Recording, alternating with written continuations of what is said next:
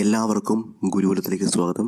ഞാൻ സുനിൽ. നമ്മൾ ഇന്ന് ഡിസ്കസ് ചെയ്യാൻ പോകുന്ന ഇപ്പോൾ നിലവിൽ വന്ന കേരള PSC പരീക്ഷകളിൽ ഏറ്റവും കൂടുതൽ നിയമനം പ്രതീക്ഷിക്കുന്നതും ഏറ്റവും കൂടുതൽ കുട്ടികൾ എഴുതുന്നതുമായ ടെസ്റ്റുകളിലൊന്നായ LDC പരീക്ഷയെക്കുറിച്ചാണ്. LDC 2019 വിജ്ഞാപനം വന്നിട്ടുണ്ട്. വരുന്ന ദിവസങ്ങളിൽ തീർച്ചയായിട്ടും സൈറ്റിൽ അപ്ഡേറ്റ് ആവുന്നതായിരിക്കും. അതിനുശേഷം നിങ്ങൾക്കത് കൃത്യമായിട്ട് അപ്ലൈ ചെയ്യാൻ പറ്റുന്നതായിരിക്കും. ഈ ഒരു LDC പരീക്ഷയെക്കുറിച്ച് വളരെയധികം കുട്ടികൾ സംശയങ്ങൾ നമ്മോട് ചോദിക്കുകയുണ്ടായി. അതിൻ്റെയൊക്കെ അടിസ്ഥാനത്തിലാണ് ഈ ഒരു വീഡിയോ ചെയ്യുന്നത്. ഈ ഒരു വീഡിയോയിൽ ഇപ്പോൾ വിളിച്ചിരിക്കുന്ന LDC പരീക്ഷയുടെ വിശദാംശങ്ങൾ, ഇതിന് മുമ്പ് നടത്തിയ 2017 നടത്തിയ LDC പരീക്ഷയുടെ പൂർണ്ണമായിട്ടുള്ള ഡേറ്റ കളക്ഷൻ, കൂടാതെ സിലബസ്, ഇവയെല്ലാം ഉൾപ്പെടുത്തിയിട്ടുണ്ട്. അതുകൊണ്ട് അപേക്ഷിക്കുന്നവർ പൂർണ്ണമായിട്ടും ഈ ഒരു വീഡിയോ കാണുവാൻ ശ്രമിക്കുക, കണ്ടിട്ട് മാത്രം അപ്ലൈ ചെയ്യാൻ ശ്രമിക്കുക. ഇതിന് ശേഷവും നിങ്ങൾക്കുള്ള കമൻറ്റുകൾ തീർച്ചയായിട്ടും താഴെ കമൻറ്റ് ബോക്സിൽ കമൻറ്റ് ചെയ്യാൻ ശ്രമിക്കുക. അതിൻ്റെ ഒപ്പം തന്നെ നമ്മൾ നോട്ടിഫിക്കേഷൻ്റെ ഫുൾ PDF ലിങ്ക് താഴെ ഡിസ്ക്രിപ്ഷൻ ബോക്സിൽ കൊടുത്തിട്ടുണ്ട്. ആ നോട്ടിഫിക്കേഷൻ പൂർണ്ണമായിട്ടും വായിച്ചതിന് ശേഷം മാത്രം അപ്ലൈ ചെയ്യുക. ഗുരുകുലത്തിൻ്റെ LDC ഓൺലൈൻ ബാച്ചുകളിലേക്ക് ജോയിൻ ചെയ്യാൻ താല്പര്യമുള്ള കുട്ടികൾ താഴെ കാണുന്ന സ്ക്രോളിംഗ് നമ്പറിലേക്ക് ഒരു വാട്സപ്പ് മെസ്സേജ് അയക്കാൻ ശ്രമിക്കുക. ക്ലാസ്സുകളുടെ വിശദവിവരങ്ങൾ തീർച്ചയായിട്ടും അയച്ചു തരുന്നതായിരിക്കും. HD വീഡിയോ ക്ലാസ്സുകളായിരിക്കും നിങ്ങൾക്ക് ലഭിക്കുക. അതിൻ്റെ ഒപ്പം മുൻകാല പരീക്ഷകൾ ചെയ്തു നോക്കുന്നതിനായിട്ടുള്ള ഓൺലൈൻ വെബ്സൈറ്റും ലഭ്യമാണ്. സോ ഇനി നമുക്ക് നേരെ വീഡിയോയിലേക്ക് പോകാം. ഇപ്പോൾ വിളിച്ചിരിക്കുന്ന LDC എന്ന് പറയുന്നത് അത് ഡിസ്ട്രിക്റ്റ് വൈസ് ആണ്. അതായത് നിങ്ങൾക്ക് ഓരോ ജില്ലകളിലേക്കാണ് അപ്ലൈ ചെയ്യാൻ പറ്റുന്നത്. ഒരൊറ്റ ജില്ലയിലേക്ക് മാത്രമേ അപ്ലൈ ചെയ്യാൻ കഴിയുള്ളൂ. ജില്ലാടിസ്ഥാനത്തിലേക്കും പരീക്ഷ നടത്തുന്നതും സെലക്ട് ചെയ്യുന്നതും. പ്രതീക്ഷിത ഒഴിവുകളിലേക്കാണ് ഇപ്പോൾ വിളിച്ചിരിക്കുന്നത്. അതായത് ഇപ്പോൾ എത്ര ഒഴിവ് ഉണ്ട് എന്ന് വ്യക്തമല്ല. കാരണം ഇപ്പോൾ ഓൾറെഡി ഒരു ലിസ്റ്റ് ഉള്ളതുകൊണ്ട് ആ ലിസ്റ്റിന് ശേഷം വരുന്ന 2021 ശേഷം വരുന്ന ഒഴിവുകളായിരിക്കും ഇതിന് കൺസിഡർ ചെയ്യുക. ഇതിൻ്റെ കാറ്റഗറി നമ്പർ എന്ന് പറയുന്നത് 207/2019 ആണ്. അപേക്ഷിക്കാനുള്ള ലാസ്റ്റ് ഡേറ്റ് എന്ന് പറയുന്നത് December 18 രാത്രി 12 മണി വരെയാണ്. അപ്പോൾ അതിനു മുമ്പ് തീർച്ചയായിട്ടും എല്ലാവരും അപ്ലൈ ചെയ്യുക. കാരണം ആ ഒരു സമയമാകുമ്പോഴേക്കൊക്കെ സൈറ്റ് ബിസി ആവുന്നതായിരിക്കും. ഇതിൻ്റെ ക്വാളിഫിക്കേഷൻ എന്ന് പറയുന്നത് 10 ആണ്. 10 അല്ലെങ്കിൽ തത്തുല്യമായിട്ടുള്ള യോഗ്യതയുള്ള ആർക്കും വേണമെങ്കിലും ഈ ഒരു പോസ്റ്റിലേക്ക് അപ്ലൈ ചെയ്യാൻ പറ്റുന്നതാണ്. ഓർക്കുക, ഉയർന്ന യോഗ്യത ഉള്ളവർക്കും ഇതിലേക്ക് അപ്ലൈ ചെയ്യാവുന്നതാണ്. അതായത് +2 ഉള്ളവർക്കും ഡിഗ്രി ഉള്ളവർക്കും PG ഉള്ളവർക്കും ഏത് യോഗ്യത ഉള്ളവർക്കും ഇതിലേക്ക് അപ്ലൈ ചെയ്യാൻ പറ്റുന്നതാണ്. പക്ഷേ ഏറ്റവും കുറഞ്ഞത് അദ്ദേഹത്തിന് 10ാം ക്ലാസ് യോഗ്യത ഉണ്ടായിരിക്കണം. ഇതിൻ്റെ ഏജ് അല്ലെങ്കിൽ പ്രായം എന്ന് പറയുന്നത് 18 to 36 ആണ്. അതായത് 18 വയസ്സിന് 36 വയസ്സിനിടയ്ക്കുള്ള ആർക്ക് വേണമെങ്കിലും ഇത് അപ്ലൈ ചെയ്യാൻ പറ്റുന്നതാണ്. അതിനൊപ്പം തന്നെ SC/ST-കാർക്ക് 5 വർഷം, അതായത് 41 വയസ്സ് വരെ. OBC-കാർക്ക് 3 വർഷത്തിൻ്റെ ഇളവ്, അതായത് 39 വയസ്സ് വരെ. അതുപോലെ മറ്റ് നിയമാനുസൃതമായിട്ടുള്ള ഏജ് റിലാക്സേഷൻ കിട്ടുന്ന എല്ലാവർക്കും ആ ഒരു ഏജ് റിലാക്സേഷനും കിട്ടുന്നതായിരിക്കും. 2019 ജനുവരി 1 പ്രകാരമായിരിക്കും പ്രായം കണക്കാക്കുക. 2019 ജനുവരി 1 എന്താണോ പ്രായം, ആ പ്രായമായിരിക്കും കണക്കാക്കുക, ആ ഡേറ്റ് ഉൾപ്പെടെ.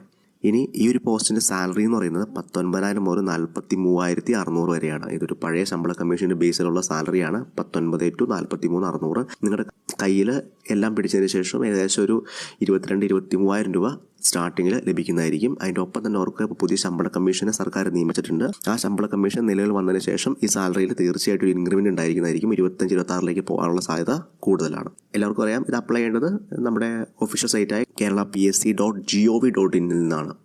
നോക്കുക, അപ്ലൈ ചെയ്യുമ്പോൾ തീർച്ചയായിട്ടും നിങ്ങൾക്ക് അറിയില്ലെങ്കിൽ അടുത്തുള്ള അക്ഷയയിൽ നിന്നോ അതോ നിങ്ങൾക്ക് ഏറ്റവും വിശ്വാസമുള്ളൊരു ഇൻ്റർനെറ്റ് കഫേയിൽ നിന്നോ സൂക്ഷിച്ച് അപ്ലൈ ചെയ്യാൻ ശ്രമിക്കുക. കാരണം ഈ അപ്ലൈ ചെയ്യുമ്പോൾ വരുന്ന തെറ്റുകൾ പിന്നീട് തിരുത്താൻ പറ്റാതാവുന്നതാണ്.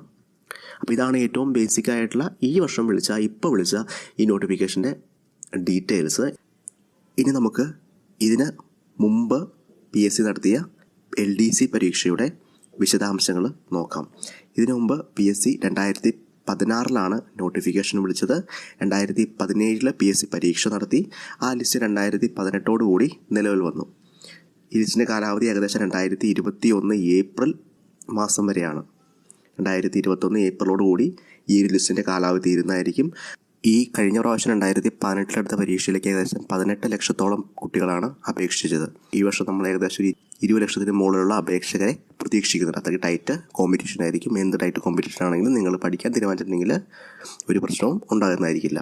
ഇപ്പോൾ ഈ 2019 വിളിച്ചിരിക്കുന്ന LDC പരീക്ഷ 2020 നടത്തുന്നതായിരിക്കും. 2020 ഒരു ജൂൺ ജൂലൈക്ക് ശേഷം പൂർണ്ണമായിട്ടും 14 ജില്ലകളിലെ പരീക്ഷകൾ നടത്തി 2020 അവസാനത്തോടുകൂടി അല്ലെങ്കിൽ 2021 ആദ്യത്തോടുകൂടി ലിസ്റ്റ് വരത്തക്ക രീതിയിലായിരിക്കും പരീക്ഷകൾ നടത്തുന്നത്. ഇപ്പോൾ നിലവിലുള്ള ലിസ്റ്റിൽ നിന്നും ഏകദേശം 3800ഓളം പേർക്കാണ് PSC നിയമനം അയച്ചിട്ടുള്ളത്. ഈ ലിസ്റ്റിൻ്റെ കാലാവധി ഇനി ഒരു 1.5 വർഷം കൂടിയുണ്ട്. ഏകദേശം 2021 ഏപ്രിൽ വരെ ഉണ്ട്. ആ സമയത്തോടു കൂടി 5000 മുതൽ 5500 ഇടയ്ക്കാണ് അഡ്വൈസുകൾ പ്രതീക്ഷിക്കുന്നത്. അപ്പോൾ നമുക്ക് ഈ വർഷവും ഏകദേശം 4000-നും 5000-നും ഇടയ്ക്കുള്ള ഒരു പോസ്റ്റിങ് പ്രതീക്ഷിക്കാൻ പറ്റുന്നതാണ് ഈ അടുത്ത പരീക്ഷയ്ക്ക്. അപ്പോൾ ശരിക്കും പഠിക്കുവാണെങ്കിൽ അതിലൊരു സീറ്റ് ഉറപ്പായിട്ട് നിങ്ങൾക്ക് ലഭിക്കുന്നതായിരിക്കും. ഇനി നമുക്ക് കഴിഞ്ഞ പ്രാവശ്യം നടത്തിയ പരീക്ഷകളുടെ ഡേറ്റ ഒന്ന് അനലൈസ് ചെയ്യാം. ആദ്യം 2017 അപേക്ഷിച്ച അപേക്ഷകരുടെ എണ്ണം നോക്കാം. ആദ്യം പറഞ്ഞ പോലെ ഇത് ജില്ലാടിസ്ഥാനത്തുള്ള പരീക്ഷയാണ്. ഒരാൾക്ക് ഒരു ജില്ലയിലേക്ക് മാത്രമേ അപ്ലൈ ചെയ്യാൻ കഴിയുള്ളൂ. ഓരോ ജില്ലകളിലേക്ക് സെപ്പറേറ്റ് പരീക്ഷകൾ നടത്തി സെപ്പറേറ്റ് ലിസ്റ്റാണ് പ്രസിദ്ധീകരിക്കുന്നത്. തിരുവനന്തപുരം ജില്ലയിലേക്ക് ഏകദേശം 2,30,000 പേരാണ് അപ്ലൈ ചെയ്തത്. ഏകദേശം 2.5 ലക്ഷത്തോളം കുട്ടികൾ തിരുവനന്തപുരം ജില്ലയിലേക്ക് അപ്ലൈ ചെയ്തു. അതിൻ്റെ പ്രത്യേകത എന്താണെന്ന് വെച്ചാൽ കേരളത്തിലെ ഒട്ടുമിക്ക ഓഫീസുകളും അതിൻ്റെ ഹെഡ് ഓഫീസുകളും ഉള്ളത് ട്രിവാൻഡ്രം ഡിസ്ട്രിക്റ്റിലാണ്. അതുകൊണ്ട് തന്നെ അവിടെയാണ് ഏറ്റവും കൂടുതൽ ഒഴിവുകൾ വരുന്നതും അവിടെ കുട്ടികൾ കൂടുതൽ അവിടെ അപ്ലൈ ചെയ്യുന്നതും കട്ട് ഓഫ് വളരെയധികം കൂടി പോകാനുള്ള കാരണവും. ഏറ്റവും കുറവ് അപേക്ഷകരുണ്ടായിരുന്നത് വയനാട് ജില്ലയിലാണ്. ഏകദേശം 60,000 താഴെ മാത്രം അപേക്ഷകരാണ് വയനാട് ഉണ്ടായിരുന്നത്. അതിൻ്റെ ഒപ്പം തന്നെ വളരെ കുറച്ച് പോസ്റ്റിങ്ങാണ് അവിടെ നടന്നിട്ടുള്ളത്. അപ്പോൾ ഇതാണ് ഈ ഒരു വീഡിയോ പോസ്റ്റ് ചെയ്യുമ്പോൾ കൃത്യമായിട്ട് നിങ്ങൾക്ക് ഇതിൽ എത്ര പേര് അപ്ലൈ ചെയ്യുന്നത് കൃത്യമായിട്ട് കാണാൻ പറ്റും. അപ്ലൈ ചെയ്യുന്നതിൽ നിന്നും ഏത് ജില്ലയിലാണ് ഏറ്റവും കൂടുതൽ കോമ്പറ്റീഷൻ ഉള്ളതെന്ന് അറിയാൻ പറ്റും. ഇതിൻ്റെ ഒപ്പം തന്നെ ഒരു കാര്യം കൂടി പറയുന്നു, നിങ്ങൾ ശരിക്കും പഠിക്കാൻ ഉദ്ദേശിക്കുന്ന ഒരു ഉദ്യോഗാർത്ഥിയാണെങ്കിൽ ഈ ഒരു നമ്പറുകൾ കൊണ്ടൊന്നും യാതൊരുവിധ പ്രോബ്ലവും ഇല്ല. നിങ്ങളായിരിക്കും പഠിക്കുക, തീർച്ചയായിട്ടും നിങ്ങൾക്ക് അതിൻ്റെ റിസൾട്ട് ഉണ്ടാവുന്നതായിരിക്കും. ഇനി നമുക്ക് കഴിഞ്ഞ ലിസ്റ്റിലുണ്ടായിരുന്ന ആളുകളുടെ എണ്ണം നോക്കാം. തിരുവനന്തപുരം ജില്ലയിലെ 2,30,000 പേര് അപ്ലൈ ചെയ്തെന്ന് പറഞ്ഞു. ഏകദേശം 3,800ഓളം പേരിലാണ് ലിസ്റ്റിൽ ഇടം പിടിച്ചത്. 3,800ഓളം പേര് മാത്രമാണ് ലിസ്റ്റിൽ ഇടം പിടിച്ചത്. പല ടൈറ്റ് എക്സാം ആയിരുന്നു അവിടെ നടന്നത്. മറ്റുള്ള ജില്ലകളിലെയും ലിസ്റ്റിൽ ഇടം പിടിച്ചവരുടെ ഏകദേശ കണക്ക്, അപ്രോക്സിമേറ്റ് കണക്കാണ് അവിടെ കൊടുത്തിട്ടുണ്ട്. അത് വീഡിയോ പോസ്റ്റ് ചെയ്ത് കാണുവാൻ ശ്രമിക്കുക. ഇനി നമുക്ക് ഈ ജില്ലകളിൽ നിന്നും എത്ര പേരെ സെലക്ട് ചെയ്ത് നോക്കാം. ഇന്ന് വരെ എത്ര പേരെ സെലക്ട് ചെയ്ത് നോക്കാം. ഏകദേശം 3,800ഓളം പേരെ സെലക്ട് ചെയ്തു എന്ന് പറഞ്ഞു. അതിൽ ഏറ്റവും കൂടുതൽ ആളുകൾ സെലക്ട് ചെയ്തത് തീർച്ചയായിട്ടും തിരുവനന്തപുരം ജില്ലയിൽ നിന്നാണ്. ഏറ്റവും കൂടുതൽ പരീക്ഷകൾ എഴുതിയ തിരുവനന്തപുരം ജില്ലയിൽ നിന്നാണ് ഏറ്റവും കൂടുതൽ ആളുകളെ സെലക്ട് ചെയ്തിരിക്കുന്നത്. 421 പേരെയാണ് ഇതുവരെ സെലക്ട് ചെയ്തിരിക്കുന്നത്. ഇപ്പോഴത്തെ കണക്കുകൾ അനുസരിച്ച് ഒഴിവുകൾ വളരെ കുറവാണ് റിപ്പോർട്ട് ചെയ്യപ്പെട്ടിട്ടുള്ളത്. എന്തൊക്കെ വന്നാലും വരുന്ന വർഷങ്ങളിൽ തീർച്ചയായിട്ടും കൂടുതൽ ഒഴിവുകൾ റിപ്പോർട്ട് ചെയ്യുമെന്ന് പ്രതീക്ഷിക്കാം. ഏറ്റവും കുറവ് ആളുകളെ എടുത്തത് ഇപ്പോൾ വയനാട് ജില്ലയിൽ നിന്നാണ്. 127 പേരെ മാത്രമാണ് വയനാട് ജില്ലയിൽ നിന്ന് ഇതുവരെ സെലക്ട് ചെയ്തത്. ഈ ഒരു വീഡിയോ പോസ്റ്റ് ചെയ്ത് ഈ ഒരു ലിസ്റ്റ് നിങ്ങൾക്ക് പൂർണ്ണമായിട്ട് വായിക്കാൻ പറ്റുന്നതാണ്. പിന്നെ മറ്റൊരു പ്രധാനപ്പെട്ട ഫാക്ടറാണ് കട്ട് ഓഫ് മാർക്ക്. ജില്ലാടിസ്ഥാനത്തിൽ ഏറ്റവും കൂടുതൽ കട്ട് ഓഫ് മാർക്ക് രേഖപ്പെടുത്തിയത് തിരുവനന്തപുരം ജില്ലയിലാണ്. 76.33 മാർക്കാണ് തിരുവനന്തപുരം ജില്ലയിലെ കട്ട് ഓഫ് മാർക്ക്. രണ്ടാമത് റിപ്പോർട്ട് ചെയ്തത് കോഴിക്കോടാണ്. 75.33 അതിനുശേഷം ഇടുക്കിയിലാണ് 72.67. അപ്പം ഇതാണ് ജില്ല തിരിച്ചുള്ള കട്ട് ഓഫ് മാർക്ക്. ഈ കട്ട് ഓഫ് മാർക്ക് കൂടുന്നതും കുറയുന്നതും വലിയ കാര്യമൊന്നുമില്ല. കാരണം ഒരു പരീക്ഷ എഴുതുമ്പോൾ പരീക്ഷ എളുപ്പമാണെങ്കിൽ തീർച്ചയായിട്ടും കട്ട് ഓഫ് മാർക്ക് മുകളിലേക്ക് പോകും. കാരണം എല്ലാവർക്കും നല്ല മാർക്ക് ഉണ്ടായിരിക്കും. പരീക്ഷ പൊതുവെ പാടാണെങ്കിൽ കട്ട് ഓഫ് മാർക്ക് താഴത്തേക്ക് വരും. കാരണം കൂടുതൽ കുട്ടികൾക്കും പരീക്ഷ പാടായിരിക്കും. അപ്പം ഈ കട്ട് ഓഫ് മാർക്ക് ഒരിക്കലും ഒരു ഫാക്ടറായിട്ട് വരുന്നില്ല. എന്നാലും ഒരു ഏകദേശ രൂപം കിട്ടുന്നതിനായിട്ട് ഇതുകൂടി നോക്കുക. അപ്പോൾ ഈ ഒരു ടേബിൾ പൂർണ്ണമായിട്ടും ഒന്ന് പോസ്റ്റ് ചെയ്ത് നോക്കുമ്പോൾ നിങ്ങൾക്ക് കൃത്യമായിട്ടും എത്ര പേരാണ് ആ പരീക്ഷകൾ ഏതൊക്കെ ജില്ലകളിൽ അപ്ലൈ ചെയ്യുന്നു, എത്ര പേരെ സെലക്ട് ചെയ്യുന്നു, എന്താണ് അവിടെയുള്ള ഒഴിവുകളുടെ എണ്ണം, എന്താണ് കട്ട് ഓഫ് എന്നൊരു ഐഡിയ ലഭിക്കുന്നതായിരിക്കും. ഇനി കുട്ടികൾ ചോദിച്ച പ്രധാനപ്പെട്ട ചില ഡൗട്ടുകളുടെ ഉത്തരങ്ങൾ കൂടി നമുക്ക് നോക്കാം. അതിൽ ഏറ്റവും പ്രധാനപ്പെട്ട ഒരു കാര്യമാണ് ഏത് ജില്ലയിൽ അപ്ലൈ ചെയ്യണമെന്നുള്ളത്. ഈ വീഡിയോയുടെ ഇടയ്ക്ക് ഞാൻ പറഞ്ഞിരുന്നു, നിങ്ങൾ പഠിക്കാൻ ഉദ്ദേശിക്കുന്ന ഒരാളാണെങ്കിൽ നിങ്ങൾ ഏത് ജില്ലയിൽ അപ്ലൈ ചെയ്താലും നിങ്ങൾക്ക് കിട്ടുന്നതായിരിക്കും. പക്ഷേ അങ്ങനെ അപ്ലൈ ചെയ്യുമ്പോൾ തീർച്ചയായിട്ടും ഡൈഹാർഡായിട്ട് പൂർണ്ണമായിട്ടും 100% അർപ്പണബോധത്തോടുകൂടി പഠിക്കുവാൻ ശ്രമിക്കുക. അപ്പോൾ അതിൻ്റെ റിസൾട്ട് തീർച്ചയായിട്ടും ഉണ്ടാവുന്നതായിരിക്കും. അതുപോലെ തന്നെ ഇപ്പം നമ്മൾ കൂടുതൽ ഒഴിവുകൾ നോക്കി തിരുവനന്തപുരം ജില്ല വയ്ക്കുമ്പോൾ ഒരു പ്രോബ്ലം എന്താണെന്ന് വെച്ചാൽ തിരുവനന്തപുരം ജില്ലയിൽ ഇത്രമാത്രം ഒഴിവുകൾ റിപ്പോർട്ട് ചെയ്യുന്നുണ്ടെങ്കിലും ഏകദേശം 2.5 ലക്ഷത്തോളം കുട്ടികളാണ് കഴിഞ്ഞ വർഷം അപ്ലൈ ചെയ്തത്. നമുക്ക് അത്രയും പേർക്കിടയിൽ ഒരു കോമ്പറ്റീഷൻ ചെയ്യേണ്ടി വരും. പക്ഷേ പഠിക്കാൻ തീരുമാനിച്ചിട്ടുണ്ടെങ്കിലും അതും ഒരു ഇഷ്യൂ അല്ല. നിങ്ങൾ ഏത് ജില്ലയിലാണ് അപ്ലൈ ചെയ്യുന്നത് ആ ജില്ലയിൽ തന്നെ നിങ്ങൾക്ക് ജോലി കിട്ടുക. ചില കേസുകളിൽ ഹെഡ് ക്വാർട്ടേഴ്സ് വേക്കൻസി റിപ്പോർട്ട് ചെയ്യുമ്പോൾ എവിടെയാണ് ഹെഡ് ക്വാർട്ടേഴ്സ്, മിക്ക ഓഫീസുകളുടെ ഹെഡ് ക്വാർട്ടേഴ്സ് തിരുവനന്തപുരം ആയിരിക്കും. തിരുവനന്തപുരം ജില്ലയിൽ പോയി വർക്ക് ചെയ്യേണ്ടി വരും. ഇനി മറ്റേത് ജില്ലയിൽ നിങ്ങൾ പരീക്ഷ എഴുതി ജോലി കിട്ടിയാലും 5 വർഷം അവിടെ ജോലി ചെയ്യണമെന്നാണ് പറയുന്നത്. അതിനുശേഷം 5 വർഷത്തിന് ശേഷം നിങ്ങൾക്ക് ജില്ല മാറി നിങ്ങൾ സ്വന്തം ജില്ലയിലേക്ക് വരാൻ പറ്റുന്നതാണ്. അല്ലെങ്കിൽ ഏത് ജില്ലയിലേക്കാണ് അപ്ലൈ ചെയ്തത് ആ ജില്ലയിലേക്ക് വരാൻ പറ്റുന്നതാണ്. നിങ്ങൾ ഏത് ജില്ലയിലേക്കാണോ അപ്ലൈ ചെയ്ത് പരീക്ഷ എഴുതുന്നത് ആ ജില്ലയിൽ ജോലി കിട്ടിക്കഴിഞ്ഞ് ഇപ്പോൾ സ്വന്തം ജില്ല ഡിഫറൻ്റ് ആണെങ്കിൽ ആ ജില്ലയിലേക്ക് വരുന്നതിനായിട്ട് 5 വർഷം കിട്ടിയ ജില്ലയിൽ വർക്ക് ചെയ്യേണ്ടതായിട്ട് വരും. അല്ലെങ്കിൽ മറ്റു ജില്ലകളിൽ വർക്ക് ചെയ്യുമ്പോൾ നിങ്ങൾക്ക് ഡിപ്പാർട്ട്മെൻറ്റൊക്കെ മാറിയിട്ട് സ്വന്തം ജില്ലയിലേക്ക് വേണമെങ്കിൽ വരാവുന്നതാണ്. അപ്പോൾ ഇതൊക്കെ പോസിബിലിറ്റീസാണ്. അതിനുശേഷമുള്ള പ്രധാനപ്പെട്ട കാര്യമാണ് എലിജിബിലിറ്റി. ഡിഗ്രിക്കാർക്ക് അപ്ലൈ ചെയ്യാൻ പറ്റുമോ, പ്ലസ് ടുക്കാർക്ക് അപ്ലൈ ചെയ്യാൻ പറ്റുമോ എന്നുള്ളത്. തീർച്ചയായിട്ടും പ്ലസ് ടുക്കാർക്കും ഡിഗ്രിക്കാർക്കും ഒക്കെ അപ്ലൈ ചെയ്യാൻ പറ്റുന്നതാണ്. ഏറ്റവും അടിസ്ഥാന യോഗ്യത 10ാം ക്ലാസ്സാണ്. അതിന് മുകളിലേക്കുള്ള എല്ലാവർക്കും അപ്ലൈ ചെയ്യാൻ പറ്റുന്നതാണ്. ആഗ്രഹമുള്ള എല്ലാവരും അപ്ലൈ ചെയ്യേണ്ടതുമാണ്. ഇനി അപ്ലൈ ചെയ്യുമ്പോൾ തീർച്ചയായിട്ടും അടുത്തുള്ള ഒരു അക്ഷയ ഓഫീസിൽ നിന്നോ ഏറ്റവും വിശ്വാസമുള്ളൊരു ഇൻ്റർനെറ്റ് കഫേന്നോ അല്ലെങ്കിൽ സ്വന്തം ചെയ്യാൻ ശ്രമിക്കുക. ചെയ്യുമ്പോൾ തീർച്ചയായിട്ടും കൊടുക്കുന്ന ഡീറ്റെയിൽസ് കറക്റ്റ് ആണെന്ന് ഉറപ്പുവരുത്തുക. ഇത് അപ്ലൈ ചെയ്യുമ്പോൾ നിങ്ങൾക്ക് സ്വാഭാവികമായിട്ടും വരുമ്പോൾ ഒരു മെസ്സേജ് വരേണ്ടതാണ്. പക്ഷേ ഇത്രയും കുട്ടികൾ അപേക്ഷിക്കുന്ന ഒരു അപേക്ഷ ആയതുകൊണ്ട് മെസ്സേജ് വരണം എന്ന് നിർബന്ധമില്ല. നിങ്ങളുടെ പ്രൊഫൈലിൽ കയറിയിട്ട് ഈ പറയുന്ന ആപ്ലിക്കേഷൻ സബ്മിറ്റ് ആയിട്ടുണ്ടെന്ന് കൺഫേം ചെയ്യുക.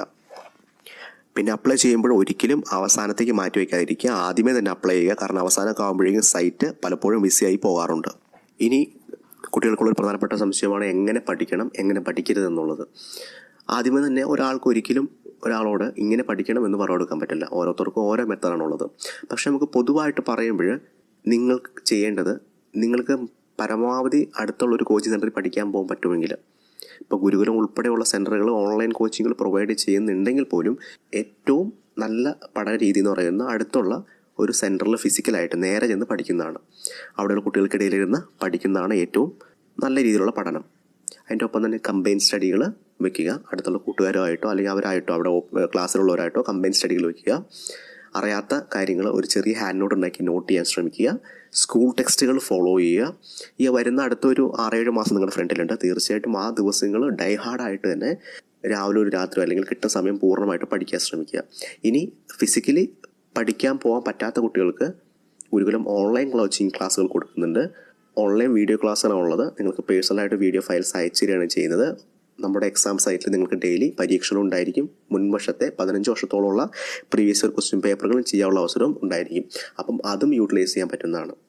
അപ്പം ആരൊക്കെ പഠിപ്പിച്ചാലും ആരുടെ കീഴിൽ പഠിച്ചാലും തീർച്ചയായിട്ടും ഇതിൻ്റെ ഔട്ട്പുട്ട് വേണമെങ്കിൽ നിങ്ങളാണ് ശരിക്കും വർക്കൗട്ട് ചെയ്യേണ്ടത്. എവിടെ പോയി പഠിച്ചാലും അവിടെ നിന്ന് കിട്ടുന്ന ഡേറ്റയ്ക്ക് ഒപ്പം തന്നെ സ്വയം ഡേറ്റ കളക്ട് ചെയ്യാനും റെഫർ ചെയ്യാനൊക്കെ കൂടുതൽ ശ്രമിക്കുക. നിങ്ങൾ കൂടുതൽ പഠിക്കും തോറും നിങ്ങളുടെ ലക്ഷ്യത്തിലേക്ക് നിങ്ങൾ വളരെ പെട്ടെന്ന് എത്തിച്ചേരുന്നതായിരിക്കും. പിന്നെ പഠിക്കുമ്പോൾ തീർച്ചയായിട്ടും ഒരു ടൈം ടേബിളിൻ്റെ അടിസ്ഥാനത്തിൽ പഠിക്കുന്ന കാര്യത്തിൽ ഒരു ഓർഡറിൽ പഠിക്കാൻ ശ്രമിക്കുക. ഏറ്റവും പാടുള്ള സബ്ജക്റ്റുകൾക്ക് സിലബസിൻ്റെ ഒരു ഏകദേശ രൂപം ഇതിൻ്റെ അവസാനം പറയുന്നതായിരിക്കും. അതിൽ ഏറ്റവും പാടുള്ള ഏറ്റവും ബുദ്ധിമുട്ടുള്ള ഭാഗങ്ങൾക്ക് ഒരിത്തിരി സമയം കൂടുതൽ കൊടുത്തുകൊണ്ട് പഠന രീതി ക്രമീകരിക്കാൻ ശ്രമിക്കുക. അതിൻ്റെ ഒപ്പം തന്നെ ഇതുവരെ നിങ്ങൾ എങ്ങനെ നടന്നു നോക്കേണ്ട ആവശ്യമില്ല. ഇന്ന് മുതൽ പുതിയ ദിവസമാണ്. ആ ദിവസത്തെ നല്ല രീതിയിൽ മാനേജ് ചെയ്യുക, നല്ല രീതിയിൽ പ്ലാൻ ചെയ്യുക. നല്ല രീതിയിൽ പ്ലാൻ ചെയ്യുമ്പോൾ നിങ്ങൾക്ക് നല്ല റിസൾട്ട് കൊണ്ടുവരാൻ പറ്റുന്നതാണ്. ഇനി നമുക്ക് ഈ പരീക്ഷയുടെ സിലബസ് നോക്കാം. ഏകദേശ സിലബസ് നോക്കാം. സിലബസ് പറയുമ്പോൾ ശ്രദ്ധിക്കുക, PSC പ്രത്യേകം പറഞ്ഞിട്ടുണ്ട് പരീക്ഷകൾക്ക് പ്രത്യേകിച്ച് സിലബസ് ഒന്നുമില്ല എന്ന്. നമ്മൾ സിലബസ് പറയുന്നത് ഇതിനു മുമ്പ് PSC എടുത്ത പരീക്ഷകളുടെ അടിസ്ഥാനത്തിലാണ്. അതുകൊണ്ട് നിങ്ങൾക്ക് കിട്ടുന്ന മാക്സിമം ഡേറ്റ ഇതുമായിട്ട് ബന്ധപ്പെട്ട് കളക്ട് ചെയ്ത് പഠിക്കാൻ ശ്രമിക്കുക. അതിൻ്റെ ഒപ്പം തന്നെ സ്കൂൾ ടെക്സ്റ്റുകൾ 10 വരെയുള്ള സ്കൂൾ ടെക്സ്റ്റുകൾ തീർച്ചയായിട്ടും കവർ ചെയ്യാൻ ശ്രമിക്കുക. കാരണം ഇപ്പോൾ ലേറ്റസ്റ്റ് ട്രെൻഡ് അനുസരിച്ച് സ്കൂൾ ടെക്സ്റ്റുകളിലാണ് PSC ഇത്തിരി ഒരു കോൺസെൻട്രേഷൻ വെച്ചിരിക്കുന്നത്. അല്ലെങ്കിൽ ഒരു റാങ്ക് മേക്കിംഗ് ക്വസ്റ്റ്യൻസ് അവിടെ നിന്നാണ് വരുന്നത്. ഇപ്പോൾ സിലബസ് എന്ന് പറയുന്നത് ഇംഗ്ലീഷ് 20 മാർക്ക്, കണക്ക് അഥവാ ക്വാണ്ടിറ്റേറ്റീവ് ആപ്റ്റിറ്റ്യൂഡും മെൻ്റൽ എബിലിറ്റിയിൽ നിന്നും 10 വെച്ച് 20 മാർക്ക്, കണക്കിൽ നിന്ന് അങ്ങനെ 20 മാർക്ക്, അങ്ങനെ ടോട്ടൽ ഇംഗ്ലീഷും കണക്കും കൂടി 40 മാർക്ക്. പിന്നെ മലയാളം നിങ്ങൾ സെലക്ട് ചെയ്യുന്ന മീഡിയം പരീക്ഷ എഴുതുന്ന മലയാളത്തിലാണെങ്കിൽ മലയാളത്തിലെ 10 മാർക്കിൻ്റെ ഗ്രാമർ ക്വസ്റ്റ്യൻ ഉണ്ടായിരിക്കും. അങ്ങനെ 50 മാർക്കിൻ്റെ ഇംഗ്ലീഷ്, കണക്ക്, മലയാളം വിഷയങ്ങളിൽ നിന്നും ഉണ്ടായിരിക്കും. ബാക്കിയുള്ള 50 മാർക്ക് എന്ന് പറയുന്നത് general knowledge and current affairs ആണ്. അതിൽ കറണ്ട് അഫയേഴ്സിൽ ഒരു 10 മാർക്കിൻ്റെ വരും. ബാക്കിയുള്ള ജനറൽ നോളജിൽ 40 മാർക്കിൻ്റെ ചോദ്യങ്ങളുണ്ടായിരിക്കും. ഈ ജനറൽ നോളജിലാണ് നമ്മുടെ കേരള ചരിത്രവും കേരള ഭൂമിശാസ്ത്രവും ഇന്ത്യൻ ചരിത്രം, ഇന്ത്യൻ ഭൂമിശാസ്ത്രം, ഇന്ത്യൻ ഇൻഡിപെൻഡൻസ്, ഇന്ത്യൻ സ്വാതന്ത്ര്യ സമരത്തെക്കുറിച്ചുള്ള കാര്യങ്ങൾ, ഇത്തരം കാര്യങ്ങളൊക്കെ ഉള്ളത്. അതുപോലെ സയൻസിൽ നിന്നും ചോദ്യങ്ങളുണ്ടായിരിക്കും. ഒരു 10 മാർക്കിൻ്റെ അടുത്ത് സയൻസ് ചോദ്യങ്ങളുണ്ടായിരിക്കും. ഇന്ത്യൻ ചരിത്രത്തിൽ നിന്നും ചോദ്യങ്ങളുണ്ടായിരിക്കാം. ഇതിൽ നിന്നുള്ള മനസ്സിലാവുന്നൊരു കാര്യം എന്താണെന്ന് വെച്ചാൽ ഇംഗ്ലീഷ്, മാത്സ്, മലയാളം ഇതാണ് 50 മാർക്ക്. സയൻസും കൂട്ടുമ്പോൾ 60, കറണ്ട് അഫയേഴ്സും കൂട്ടുമ്പോൾ ഏകദേശം 70 മാർക്കിനോളം ഈ ഒരു ഇത്രയ്ക്ക് ചെറിയ ടോപ്പിക്കിൽ നിന്നാണ് വരിക. അത് നല്ല രീതിക്ക് പഠിക്കുവാണെങ്കിൽ നല്ലൊരു മാർക്ക് സ്കോർ ചെയ്യാൻ പറ്റുന്നതാണ്. ബാക്കി ഏറ്റവും കൂടുതൽ പഠിക്കുന്ന ടോപ്പിക്കുകളിൽ നിന്ന് 30-35 മാർക്ക് താഴെ മാത്രമേ ചോദിക്കാറുള്ളൂ. അപ്പോൾ അതുകൂടി ഒന്ന് മനസ്സിൽ വയ്ക്കുക. സിലബസ് ഏകദേശം എന്താണ് എന്നുള്ളൊരു ഐഡിയ മനസ്സിൽ വെച്ചാണ് പരീക്ഷ നേരിടാൻ.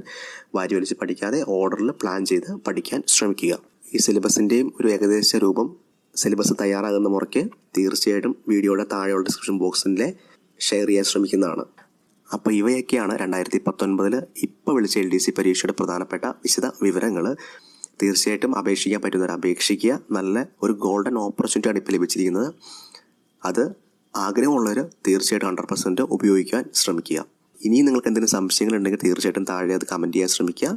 ഹെൽപ്പ് ചെയ്യാൻ ഗുരുകുലം ടീം തീർച്ചയായിട്ടും ശ്രമിക്കുന്നതാണ്. അതിൻ്റെ ഒപ്പം തന്നെ ഡെയിലി ക്ലാസ്സുകളിൽ പോകാൻ പറ്റുന്ന കുട്ടികൾക്ക് ഗുരുകുലം ആദ്യം പറഞ്ഞ പോലെ പേഴ്സണൽ HD വീഡിയോ ക്ലാസ്സുകൾ, ഓൺലൈൻ ക്ലാസ്സുകൾ, വീഡിയോ ക്ലാസ്സുകൾ നൽകുന്നുണ്ട്. പൂർണ്ണമായിട്ട് LDC സിലബസ് കവർ ചെയ്യുന്ന ക്ലാസ്സുകളായിരിക്കും അത്. ആ ക്ലാസ്സുകൾ ജോയിൻ ചെയ്യാൻ താല്പര്യമുള്ളവർ താഴെ കാണുന്ന നമ്പറിലേക്ക് ഒരു വാട്സപ്പ് മെസ്സേജ് അയക്കാൻ ശ്രമിക്കുക. തീർച്ചയായിട്ടും ഡീറ്റെയിൽസ് അയച്ചു തരുന്നതായിരിക്കും. സോ വരുന്ന ദിവസങ്ങളിലെ ഈ പരീക്ഷ ഉൾപ്പെടെയുള്ള എല്ലാ പരീക്ഷകൾക്കും എല്ലാവിധ ആശംസകളും നേർന്നുകൊണ്ട് ഇന്നത്തെ വീഡിയോ നിർത്തുന്നു. എല്ലാവരും പഠിക്കട്ടെ. എല്ലാവർക്കും ആശംസകൾ. ജയ് ഹിന്ദ്, വന്ദേ മാതരം.